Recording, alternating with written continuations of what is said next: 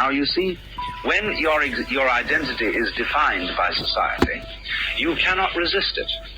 You don't have the knowledge, you don't have the wisdom, you don't have the resources to understand that something's being put over on you. You cannot but help believe the definition of you as a free agent.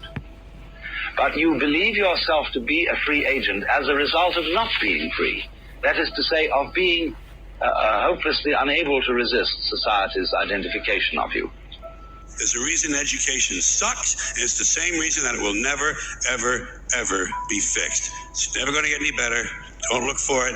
Be happy with what you got. Because the owners of this country don't want that. I'm talking about the real owners now. The real owners, the big wealthy business interests that control things and make all the important decisions. Forget the politicians. The politicians are put there to give you the idea that you have freedom of choice. You don't. You have no choice. You have owners. They own you.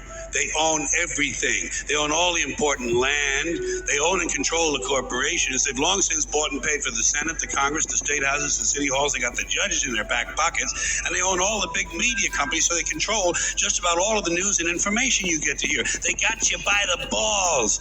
They spend billions of dollars every year lobbying to get what they want. Well, we know what they want. They want more for themselves and less for everybody else. But I'll tell you what they don't want.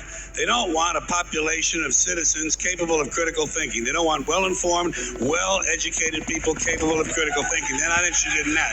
That doesn't help them. That's against their interest. That's right. They don't want people who are smart enough to sit around the kitchen table to figure out how badly they're getting fucked by a system that threw them overboard 30 fucking years ago. They don't want that. You know what they want? They want obedient workers. Obedient workers. People who are just smart enough to run the machines and do the paperwork and just dumb enough to passively accept all these increasingly shittier jobs with the lower pay, the longer hours, the reduced benefits, the end of overtime, and the vanishing pension that disappears the minute you go to collect it. And now they're coming for your Social Security money. They want your fucking retirement money. They want it back so they can give it to their criminal friends on Wall Street. And you know something? They'll get it. They'll get it all from you sooner or later because they own this fucking place. It's a big club, and you ain't in it. You and I are not in the big club. By the way, it's the same big club they used to beat you over the head with all day long when they tell you what to believe. All day long, beating you over the head in their media, telling you what to believe, what to think, and what to buy. The table is tilted, folks. The game is rigged. And nobody seems to notice. Nobody seems to care.